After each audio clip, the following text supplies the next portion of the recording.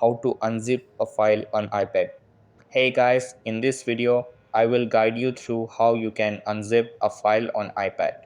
So make sure to watch this video till the end and let's get started. So the first thing that you want to do is open the folder where your zip file is located. Then you have to tap and hold that zip and a drop down menu will appear like this. After that, you have to tap on uncompress and your file will be unzipped. You can also check it by opening it.